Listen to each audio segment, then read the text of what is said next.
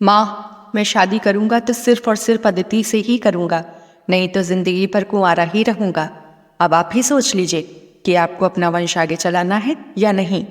इतना बोल के अरुण शांत हो गया। पर बेटा, तुमने देखा ना, मैंने अपने कुल पंडित जी से बात तो की थी, लेकिन वो बोल रहे हैं कि अदिति मांगलिक है। अब बताओ, मैं अदिति से कैसे तुम्हारी शादी करवा दूँ? हाँ माँ, वो मांगलिक है, पर आजकल लोग इन चीज़ों पर ज़्यादा ध्यान नहीं देते हैं। और अदिति के साथ मेरे बहुत अच्छे तालमेल हैं। हम एक दूसरे को बहुत अच्छे से समझते हैं। हमें एक दूसरे की पसंद नापसंद सब अच्छे से पता है। बेटा, मैं समझ सकती हूँ, एक बार जो तुमको पसंद आ जाए फिर तुम उसको कभी खुद से अलग नहीं होने देते। पर मंगली दोष से जुड़ी बहुत सारी बातें सुनी हैं, और तुमने देखा ना, रेखा भी मांगलिक थी और उसका पति शादी के 8 महीनों में ही गुजर गया। मुझे बहुत डर लगता है बेटा, और कहते हैं इससे शादीशुदा जीवन में समस्याएं आ सकती हैं। तुमने इस बारे में विचार किया है? माँ, आप बार बार रेखा भाभी का उदाहरण क्यों देती हैं? यह बात सभी को पता है कि संजय भैया को डेंगू हुआ था और वो डेंगू से खत्म हुए हैं। इसमें रेखा भाभी का क्या दोष? और माँ, मैंने वैसे भी आपकी चिंता को देखते हुए इस पर भी शोध किया है और बहुत अच्छे विद्वान ज्योतिषों से बात भी की है, और मुझे यह बात पता चली है कि ज्योतिषी के अनुसार मंगली दोष को कई उपायों से कम किया जा सकता है। और वैसे भी हमारे मिलान में 28 गुण बन रहे हैं। तो पंडित जी बोल रहे थे कि 28 गुण अगर बन जाते हैं तो कोई दोष इतना मायने नहीं रखता है। और पंडित जी यह भी बोल रहे थे कि कुछ पूजा पाठ करा के इसे संतुलित किया जा सकता है। मुझे इस बात की बहुत खुशी है कि तुमने इस बात का भी ध्यान रखा और इस पर भी सोचा। पर बेटा, माँ बाप अपने बच्चों के लिए ही जीते हैं। मैं सिर्फ तुम्हारी भलाई चाहती हूँ। समाज में अब भी लोग इस पर ध्यान देते हैं। क्या तुमने इस रिश्ते को लेके पूरी तरीके से अपना मन बना लिया है? क्या तुम दोनों इस रिश्ते को लेके पूरी तरह से तैयार हो? हाँ माँ, मुझे पूरा विश्वास है। हमें बस थोड़े उपाय करने होंगे और एक दूसरे का समर्थन करना होगा। मैंने अदिति से इस बारे में बात की है और अदिति भी इस बात पर सहमत है। हम दोनों इस चुनौती का सामना करने के लिए तैयार हैं। माँ मन में विचार करती हुई, अब जब मियाँ बीबी राजी तो क्या करेंगे काजी। माँ ने अरुण से बोला, ठीक है बेटा, माँ बाप सिर्फ और सिर्फ बच्चों की खुशी चाहते हैं। अगर तुम्हारी खुशी इसी में है तो यही सही। अब तुम गुस्सा छोड़ो और खुश हो जाओ। मैं करती हूँ तुम्हारे पापा से तुम्हारी शादी की बात। बहुत विचार विमर्श करके अरुण की मम्मी पापा ने अदिति के घर वालों से मुलाकात की और उनसे मिलके अरुण के घर वालों को बहुत अच्छा लगा, क्योंकि अदिति बिल्कुल वैसी ही थी जैसे अरुण की माँ को अपने लिए बहू चाहिए थी। और अदिति के घर वाले भी बहुत पढ़े लिखे खानदानी लोग थे जो सभी की इज्जत और मान सम्मान करते थे। तभी अरुण की माँ ने शादी को हाँ कर दी, लेकिन मन ही मन वो मांगलिक वाली बात उनके दिमाग में घर कर चुकी थी, जिसे चाहकर भी वो अपने दिमाग से नहीं निकाल पा रही थी, क्योंकि अरुण से प्यार जो करती थी। लेकिन अरुण, वो भी तो अदिति से उतना ही प्यार करता था। अब इस दुविधा में क्या ही हो सकता था। माँ की ममता अपने बेटे के प्यार के आगे हार जाती है और अदिति और अरुण की शादी हो जाती है। शादी का 1 महीना तो लोगों के आने जाने, उनकी विदाई करने में बीता। इस वजह से अरुण की माँ का ध्यान इस बात पर जाता ही नहीं है कि अदिति मांगलिक है। अदिति का व्यवहार अच्छा होने के कारण वह अपनी सास के साथ बहुत अच्छे से रहती थी। दोनों में बहुत प्यार था, लेकिन यह प्यार बुआ जी को रास नहीं आया, क्योंकि बुआ जी को लगता था कि अदिति उनको इतना महत्व नहीं देती है जितना अपनी सास को देती है। और बुआ जी को यह बात भी लगती थी कि मेरी भाभी को वो खुशी कैसे मिल गई जो मेरे नसीब में नहीं है। तो धीरे धीरे बुआ के मन में ईर्ष्या आ गई और अदिति की छोटी छोटी गलतियां वो अरुण की माँ को बताती। पहले तो 2-4 बार माँ जी ने उसकी गलतियों को नज़रअंदाज कर दिया था, लेकिन एक दिन टायर पंचर होने के कारण उसके बेटे का एक्सीडेंट हो गया। अपने बेटे के एक्सीडेंट को माँ की ममता देख ना सकी। तभी बुआ जी ने बोला, भाभी, मैं बोल रही थी ना, इस लड़की के कदम अच्छे नहीं हैं। और अब माँ जी का पारा भी बहुत हाई हुआ। वो भी बोली, दीदी अब तो मुझे भी यकीन हो रहा है आपकी बातों पर।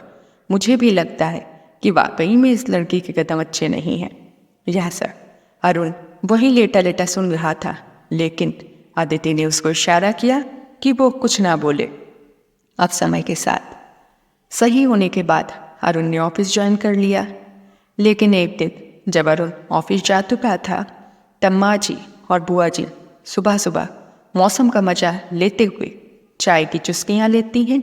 तभी दरवाजे पर एक दस्तक होती है और अरुण की माँ दरवाजे को खोलते ही सहम जाती हैं, क्योंकि दरवाजे पर कोई और नहीं बल्कि वही कुल पंडित जी होते हैं, जिन्होंने कहा था कि अदिति मांगलिक है, उससे अरुण की शादी ना कराई जाए तभी ज़्यादा सही रहेगा। लेकिन बेटे अरुण की जिद के आगे तो माँ की चली ही नहीं थी। तभी कुल पंडित जी को शादी करवाने का न्योता नहीं दिया गया था और अरुण के द्वारा लाए गए पंडित जी ने ही शादी करवाई थी। लेकिन अब जब कुल पंडित जी जान पाए कि उनको शादी में नहीं बुलाया गया है और दूसरे पंडित ने अरुण की शादी करवा दी है, तो जब वह 1 महीने बाद वापस लौटते हैं शहर, तो उनके घर पर आते हैं और उनके घर पे आते ही उनसे बोलते हैं, अरे वाह, आपने तो अपने बेटे की शादी भी करवा ली और मुझे बुलाया भी नहीं। ऐसा भी क्या हो गया था? मैंने ऐसी भी कौन सी गलती कर दी थी जिस कारण आपने मुझे सारे संबंध तोड़ दिए और आपने मुझे किसी कार्यक्रम में पूछा तक नहीं। माँ जी ने झिझकते हुए कहा, नहीं नहीं पंडित जी, ऐसा कुछ नहीं है। पहले आप घर में तो आए, शांति से बैठे, चाय नाश्ता करें, फिर बात करते हैं। इतने में बुआ जी ने बोला, अदिति बहू जरा 1 कप गर्मा गर्म चाय बना दो, कुल पंडित जी आए हैं। अब माँ जी मानो सुन्न पड़ गई हूँ। माँ जी ने सोचा, अब तो खैर नहीं, अब तो कुल पंडित जी जान जाएंगे कि यह वही लड़की है और वह बुआ जी के सामने कहीं ना बता दें कि या तो वही लड़की है अदिति जो मांगलिक थी। लेकिन जिस बात का डर था वही हुआ। पंडित जी को देखते ही अदिति ने उनसे नमस्कार किया, लेकिन पंडित जी अदिति को देखते ही समझ गए कि यह तो वही फोटो वाली मांगलिक लड़की है और उन्होंने माँ जी से पूछ लिया, ये तो वही मांगलिक लड़की है ना जिससे मैंने शादी के लिए मना किया था। अच्छा, तभी आपने मुझे शादी के लिए नहीं बुलाया ताकि मैं कुछ समझ ना पाऊँ, लेकिन अब मैं सब समझ गया हूँ।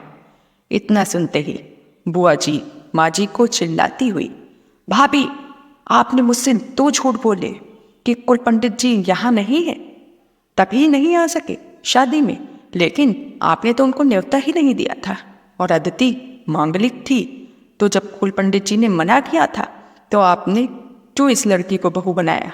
आपको क्या हमारे परिवार की कोई चिंता नहीं है? माँ जी डरते हुए बोली, अरे नहीं नहीं दीदी, ऐसी कोई बात नहीं है। दरअसल आजकल बच्चों के आगे माँ बाप क्या कर सकते हैं, बच्चों के आगे माँ बाप की नहीं चलती। तो ठीक है भाभी, जब आपको ही हमारे परिवार की इज्जत की नहीं पड़ी है तो अब 1 सेकंड भी मैं यहाँ नहीं रुकूंगी।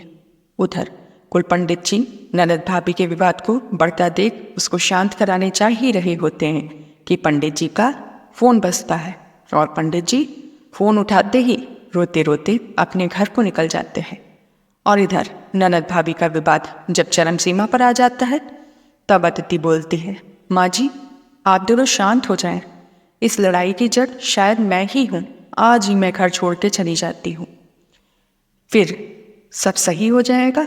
तब ननद भाभी का विवाद शांत हुआ, क्योंकि घर की बहू तो इज्जत होती है, घर की इज्जत होती है। घर की बहू का यूं घर से अपने मायके चले जाना यह बहुत अशोभनीय बात है, यह बहुत बेइज्जती वाली बात हो जाएगी।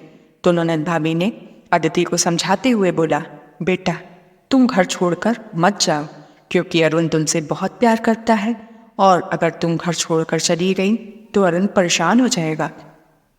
माँ जी, वही तो मैं कब से अपने दिल में छुपाए हुए थी कि आपके इन सारे मनगढ़ंत विचारों की वजह से जो भी छोटी छोटी अरुण की ज़िंदगी में नकारात्मक चीज़ हो रही थी, आप हमेशा उसको मेरी कुंडली के दोष से जोड़ देती थी।